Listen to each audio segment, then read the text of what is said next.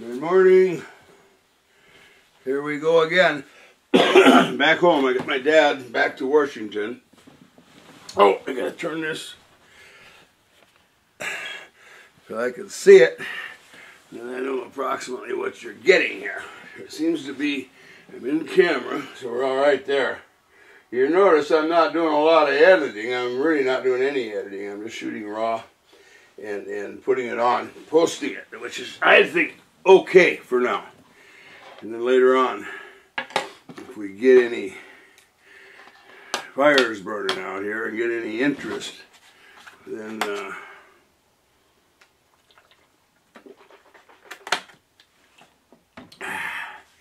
so this morning I said I will, on the diet front, I decided to get the equipment out and set it up and everything again here.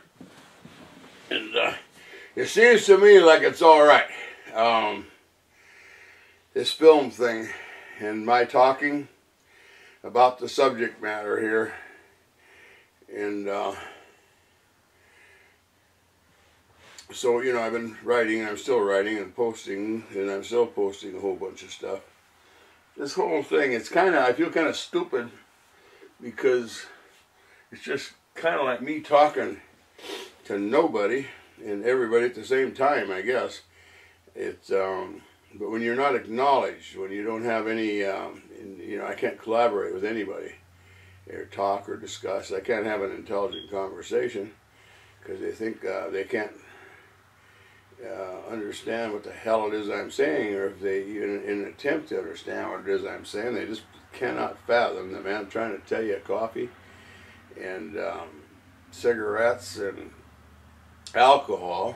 Those would be the three giant guys, besides the sugar and the hybrid carbohydrates, things we commonly, you know, that's just everyday routine stuff. So, and here I am sitting here trying to tell you that it's, yeah, it's everyday routine stuff, all right. That's what's got us to where we're at here, including World War I, II, and III, and before that the Civil War, and before that the rise and fall of the Roman Empire, and before that the you know, the whole European invasion thing, and the pyramids and the Egyptians and the Jewish slaves, and so hybrid carbohydrates, caffeine, alcohol, nicotine. Now the nicotine they didn't have was America's nicotine, so that got added after the migrations, or what they called the discoveries in about 1500. But so that's just jumble, blah blah blah blah blah blah blah, caffeine, sugar. But that's, how could that be jumble too? You know, if we get even in the world of realism here, if what I'm saying, and obviously, you know, I feel that I've really tapped onto something here that's really vitally important for the world to see and the world to know. By the way, this here, a lot of people think this old 70-year-old guy, I call myself 70, but I'm not 70 for about 10 more months, I think, or something like that, April 11th. And so, and I don't, there's no small way that I think I've tapped into something here, and I tell people I'm going to have not just a Nobel Prize, but scads of Nobel Prizes, both arms full, which is said for emphasis. It's so that you can see you got this crackpot here is really serious about this. I mean, I just really think this thing is real. And I don't just really think this thing is real, I really know this thing is real.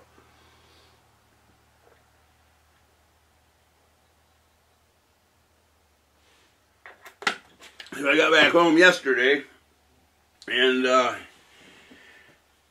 posted a bunch of stuff regards Obama and Putin and coffee and alcohol, nicotine, and the Marlboro Man, you know, and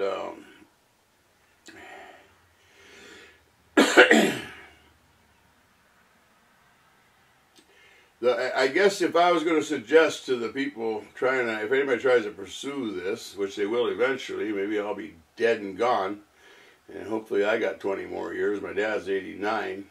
He'll actually be 89 in August, so he's 20 years older than I am, and he's doing all right. Actually, he does real well, and I'd like to see him do a little better even. They give him sleeping pills when he goes to the hospital sometimes, and then they give him pain pills and that psychological stuff. When he's on them sleeping pills, and he doesn't know it. That's the problem. It's always that way.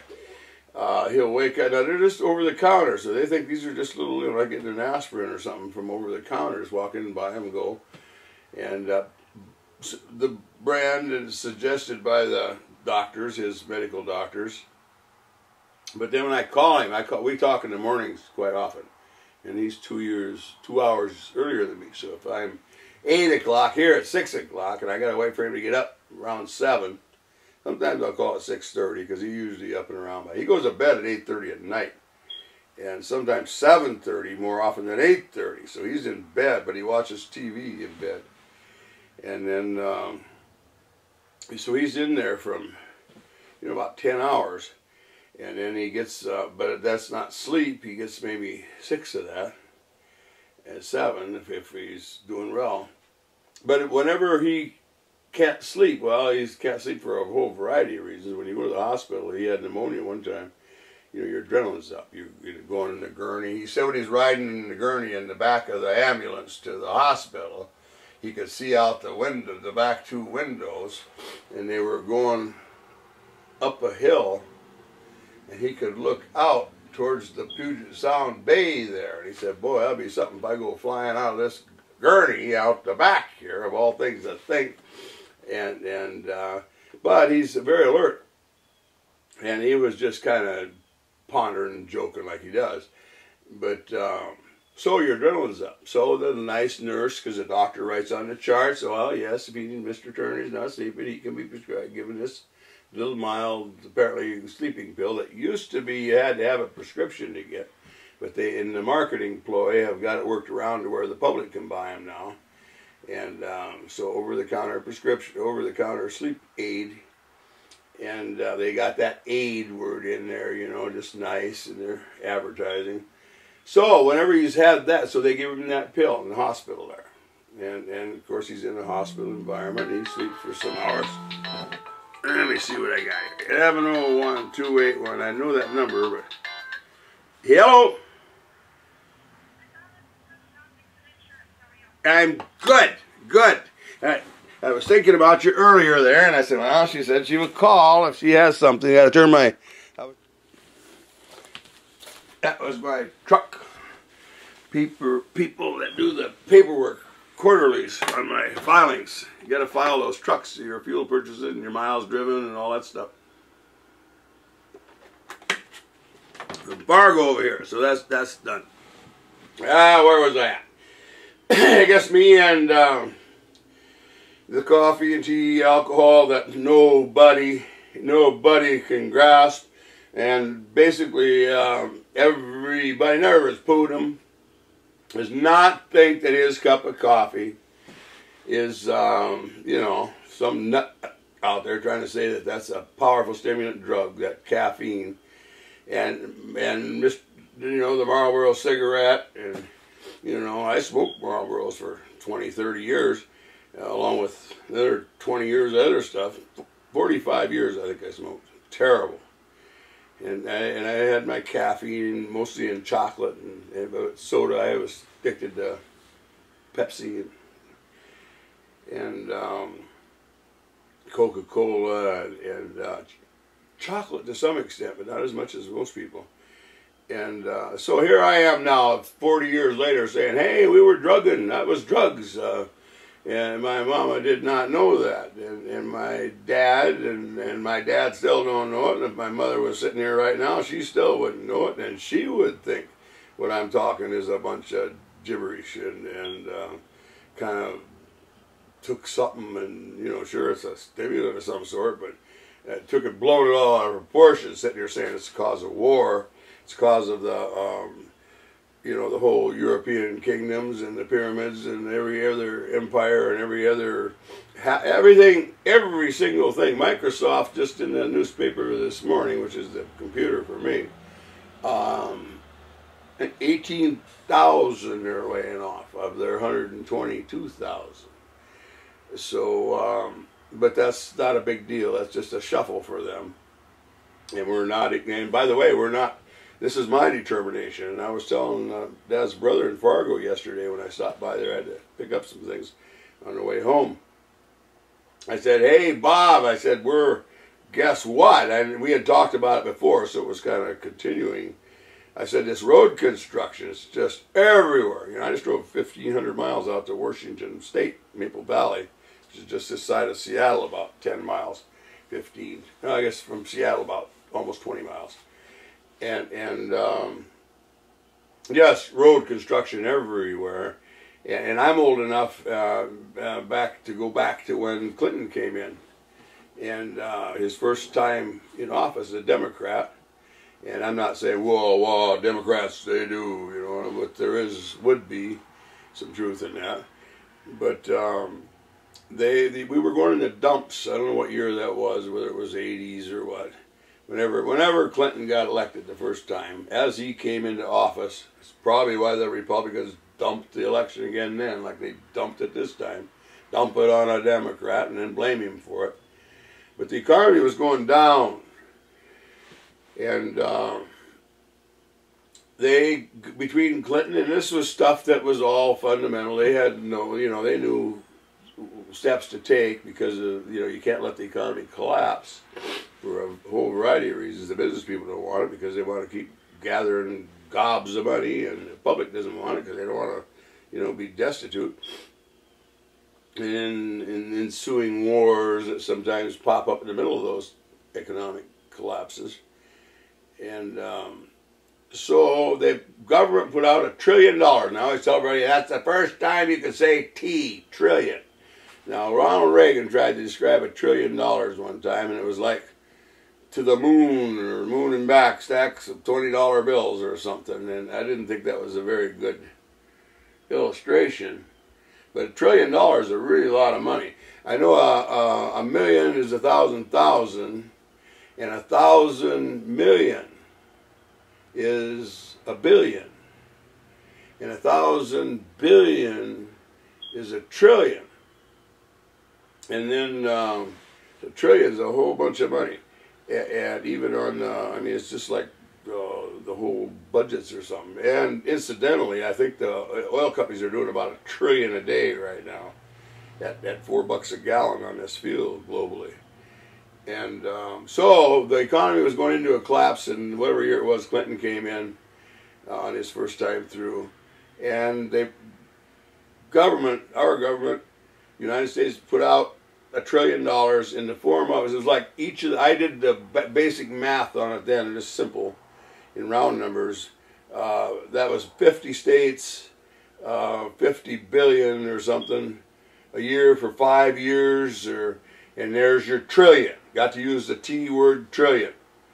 And then the oil companies threw out another $1 trillion drilling and in their whole expansion. And of course all the rest of everybody else got on board. There's all this money and payrolls and the motels, hotels, restaurants and stores and the building boom, and we just went on to have the best 10 to 20 years, whatever it's been here, known to man.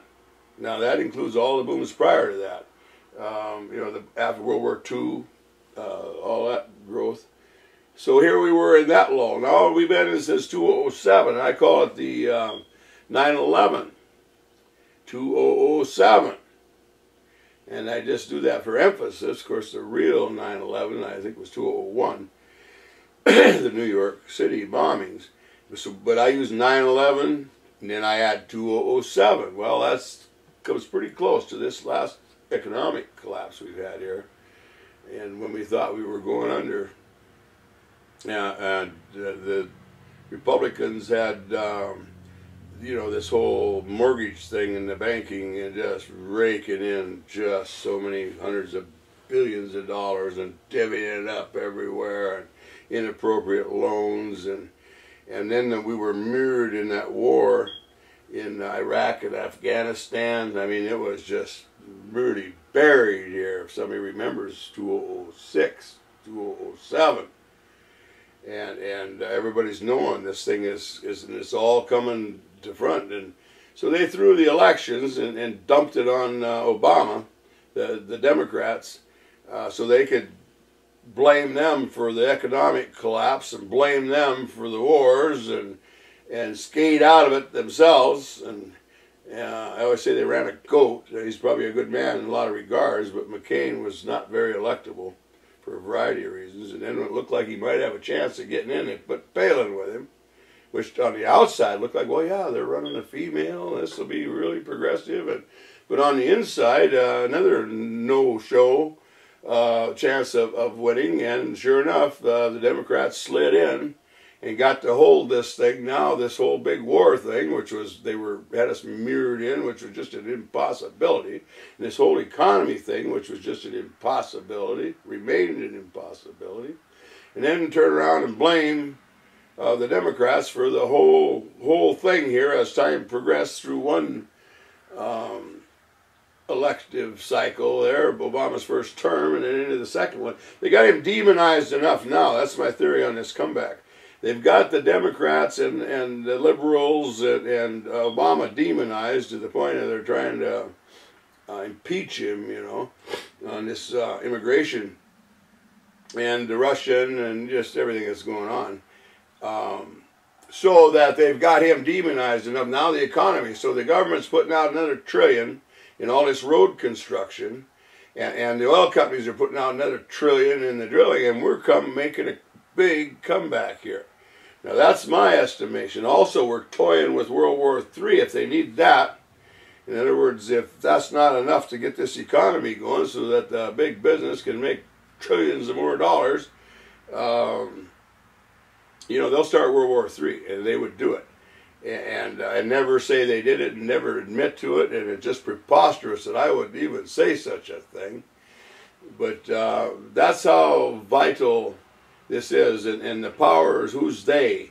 You know, when I just lump it into the Republicans are their puppets.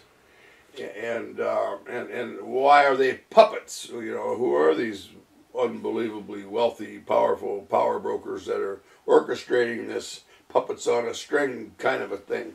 It's real difficult to pinpoint. There's all kinds of people will tell you it's the Jews. The Jews are at the bottom of all this. I don't believe that in its entirety by a long shot. I believe it's just investments. It's almost got a life of its own, and that's not to say that Jewish people in the Jewish banking and whatnot don't have a deep foothold in that. Along with the kingdoms. The kingdoms is the one I've been looking at lately. And the more I look, you know, that their balancing of wealths and powers and the Lloyds of Londons and that whole big banking Wall Street thing tied very, very directly into the European kingdoms and that wealth power structure. And so all through Europe and all through America, and then as we spread this thing, and it's just gigantic beyond description, this growth in this economy. So here we are, and I'm saying all stimulant driven, has been from the very beginning, way back when they were building pyramids. Those were slaveholders, which were African, I guess those would be black North African Egyptians. That's in Africa, you know. Texas is in the United States, and Egypt is in Africa. I would think those were Africans.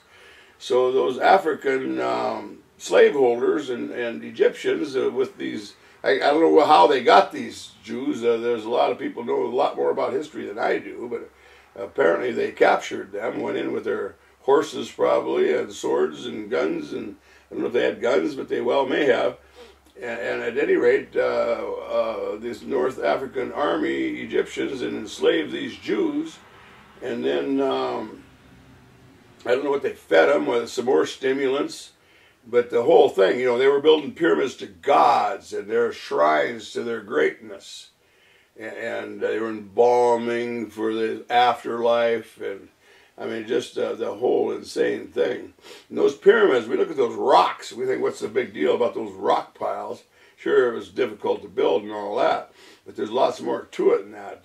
They had a outer layer there that's just all been taken away thousands of years ago almost, of a marble type. You know, they just glistened in their, the sophistication and the beauty of this construction and the math and the whole thing. But it's not the pyramids per se. It's what the pyramids said, the speaking of their greatness and their gods, and the willingness to take whole nations of people for hundreds and hundreds of years as slaves to do all this, and the industry of their, you know, they're feeding themselves and everybody else in their greatness. So the white people ain't the first ones that thought they were the greatest thing, the gods, you know, themselves, and would kill, they'd kill thousands of babies. They were going to kill thousands of babies. They did kill thousands of baby boys when they heard that the Jews, their slaves, were going to have a king come take them out of bondage. And so they're going to put a stop to that. They go out and take babies out of mother's arms. And if the mother screams, they'll cut her head off and all the rest of her children. And they take them babies, thousands of them, and murder them. This is North African black Egyptians killing thousands of babies and enslaving people for thousands or hundreds and hundreds of years, the most atrocious acts known to man. And then this thing progresses, and of course the white people know better. You know, we come over here to the Americas, but before that, all through Europe, the white people. So were the black Africans the first ones, or was it before that? It started up in Greece and ended up down there, or how about the Asians over there?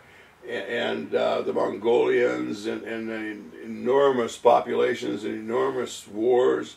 But I'm saying that the whole entire thing from the beginning, if you look at the diet of every one of these empires and their intakes of alcohol and caffeine and refined carbohydrates and milk and sugars, and you know, they refined it in those days with, I guess, stones and mortars, mashing up all that hybrid wheat that they had learned how to grow. And so this whole thing, you know, I'm not just saying it's real, I'm saying it's real. And we turned what were human populations and human nations and tribes and families, and everybody had to join the great overall of their race and their nation, and we all became slaves to the kings and the rulers and the high priests. First it was, or not necessarily first, there could have been 100 of them before the North Africa, and it could have been people from Norway. I mean, I just don't know. But the indicators from what we have in geology and history and stuff point to the ones I'm referring to. The Roman Empire comes up out of this, you know, and right in the middle of all this, and just takes over basically the whole world. You know, and now why did the Roman Empire rise? Was it because all of these other ones were doing that? And that's how you fended them off? You know, which came first, the chicken or the egg? And then if you look at the diet of the Roman Empire. By the way, I was just a little kid, and I'm going to throw this up, the Roman Empire thing. If people don't understand the Roman Empire, and those are the ones that killed Christ and run the spear in him and put him on the cross, and they held right up until 1511, I think. That's that video again down below here on my website. Even the rise and fall of the Roman Empire, but they still had the Pope, and they still had the Catholic Church, and it was the Roman Catholic Church that came to Mexico and took over all of South America and the Alamo, and we fought them and they fought us, and so they didn't just disappear after the Roman Empire came and went, and so they had an effect all the way through. And I'm saying the Roman Empire were stimulant driven, that the Incas, and now then that brings us over to the Incas on the New World here, what they call the New World, and them and their hybrid corn and their hybrid potatoes and hybrid carbohydrates and starches, and then they had cocaine to go with that, and stimulants and more, and those civilizations, rather than tribes all across the North and South America of nations of families of people that didn't pick up. You know, there were land skirmishes always locally, and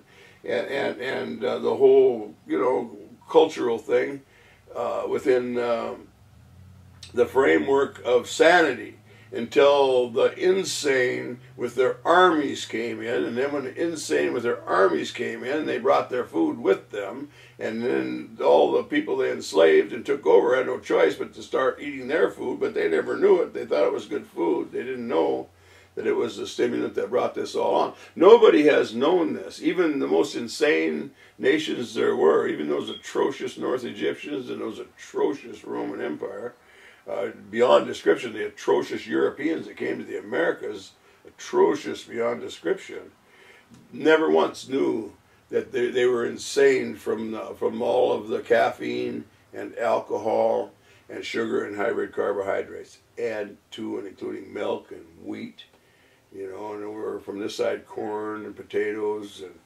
and you know, it's unfathomable, but it's the truth. And if you were to pull those out of the equation here, if we were to just, those things never existed, there would be no Egyptian empire. There would be no Aztec empire. There would be no European kingdoms and Genghis Khan and all of them at once. So this has been going on for a long, long time. I throw numbers up and say 20,000 years and more. And enormously 6, 8, and 10,000 and more, and then now today, all of our brilliance. You get brilliance comes with all this stimulants too, and so now we got drones, and they say we're not working on the moon so much anymore. It's Mars, and you know, the warring capabilities beyond description, and the sophistication, this thing we're doing right here. I'm sitting right here, and anybody on the planet Earth that chose to could tune in to what I'm saying, and for what it's worth, and it's worth a hell of a lot. I believe if we were to grasp what I'm saying and the reality and the truth in what I'm saying, that we could say, okay, now we're over in the Middle East, for instance, and it's go, go, go, drill, baby, drill. Of course, she's talking statewide over here. They're drill, baby, drill everywhere. You know, the oceans and the mountains and the deserts and Alaska and Arabia and Iran, and drill, baby, drill. And, of course, vital energy needs to keep the world and the world's economy going. They're doing a great thing, not a bad thing, they say. But we could say, wait a minute now, this growth, growth, growth, more and more and more. And we're going into other nations to do this growth, growth, growth, more and more and more. When really, you know, how did we get to this growth, growth, growth, more and more and more being what life is? Because it hasn't got a damn thing to do with life. It's got to do with acquiring wealth and kingdoms and power and people working for you as just paid slaves. And my old Uncle Jack, he used to say, if you're working for the other guy, you're a slave. I said, well, yeah, but it's different. Well, it's different, but what he's saying is you got to go to that guy to get your check, to get your groceries. You got to go to that guy to get your check, to get your groceries, to get your house. And you got to go to that guy to get your check, to get your medicine. If you got to have a baby or there's somebody gets sick, you got to go to that guy to get your money, to get your car. Your whole entire life is tied to that job. And if he fires you, you got to find somebody else to be a slave for. But the whole thing is production. And you know, whether it's building houses or machines, you know, or drilling oil. And life is a whole different level than that. The life is a family, and I always point to the other species when I get to this point. Life is very simply and wonderfully the making and the nurturing and the raising of children and family. And all the way from young to old. That's what the beaver do, that's what the wolves do, that's what the deer do, that's what the robin, the frogs, and every living thing, even plant life. Reproduce and nurture and grow, and they love just blowing in the wind and living And of course, it doesn't just come out of nowhere. You got to get out there and get your food, and you got to shelter from all these wonderful elements and rains and thunders, and sometimes it's hot, and sometimes it's winter, and sometimes it's summer, and each of us got to find our way amongst all this, and the children are right there through the whole thing, and the women and the old and the young. It's just magnificent. Every species, everything, all the time. Now everything, there's a lot of hazards come through. The fishes, everything. So, but we're these productive machines, like from the pyramids, building pyramids for the slave owners, or in the Roman army, in the army thing side of this. You got to get in the army for them. We get drafted right here in the United States. Okay, you go 18, you sign up for the draft. You don't sign up for the draft, they come get you. And the sheriff comes and gets you, and says, you need to file your, or you're going to jail, and then they take you and put you in front of the judge, and then the judge puts you in jail, in prison, and you sign up. Now, you don't just sign up for the draft at 18. This is males currently in Israel. I think it's males and females. Now, if there's a war were to break out tomorrow, or they see a war looks like it can come out in their volunteer draft, which is set up on a bribery basis, which is all right, I guess. They get college educations and whatnot. And then you go to work. You get your letter. You have been drafted. Greetings from Uncle Sam, and you go. And he takes you and puts you in boot camp and trains you how to use a bayonet and a gun and maybe a machine gun, or how to fix generators and fly airplanes. And when he says go, you go. And you just blow the living hell out of everybody there is, and you don't question it. And if you do, if you're in an actual battle, it just puts you up in front of a firing squad and kill you. If you say, well, I signed up for the draft, but I'm not going, then you're a terrible draft dodger. Like the people that went to Canada during Vietnam. You're a horror of the military. Won't go and kill those people, and it's always for the oil companies or the in the name of fighting communists, And if we leave the communists alone, they'd probably leave us alone. If we leave the Middle Eastern Muslims alone, they'd probably leave us alone. But we're not going to do that. We got to have our industry in everywhere, and they got to have our religion. They got to be Christians. If they're not Christians, the only God is Christian. And the Holy Bible. Everything else is all just evil, idol worship, and imaginary gods, and demon possessed, and so that the kingdom. This is the kingdoms now. The Church of England and the Catholic Church, and so that everybody can do, and we can plant orchards and reap the harvest here. And of course we're doing all that on somebody else's land that we murdered and took, because we were stimulated out of our minds. It's still happening. People say, oh, that was thousands of years ago, or that was hundreds of years ago. That was thousands of years ago. It was hundreds of years ago, and it's right now. Very much so right now.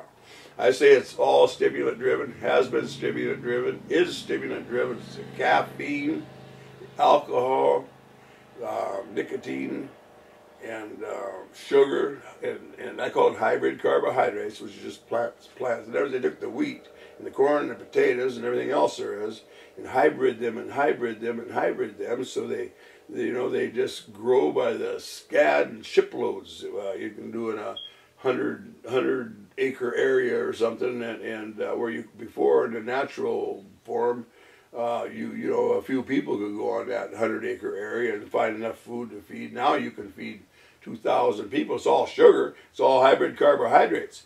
Normal carbohydrates and the amount and the ratios that we eat on a daily basis in the real diet, in the real world, versus this one that we've been attuned to and trained to and brought up on and taught that it is good.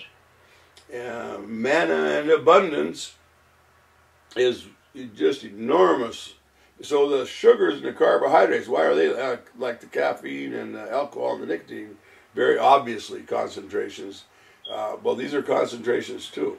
And you combine, you roll all this together, the wheat and the milk and the corn and and then add your caffeine, and then add your alcohol, and then add your nicotine. I mean, you're just going on and on and on and on here. And then there's the pharmaceuticals and now amphetamines and methamphetamines, and it's just more and more. And these people they just think they're superior, and they are God. And of course, they're the ones holding all the wealth. So there's your dividing line between the, they call us trying to be Robin Hood or something because we don't want the wealthy to control. Well, the wealthy is sending us to war, and without even knowing it, thinking that they're patriotic needs and we're doing our duty. My grandmother was very patriotic, Daisy Bunnell.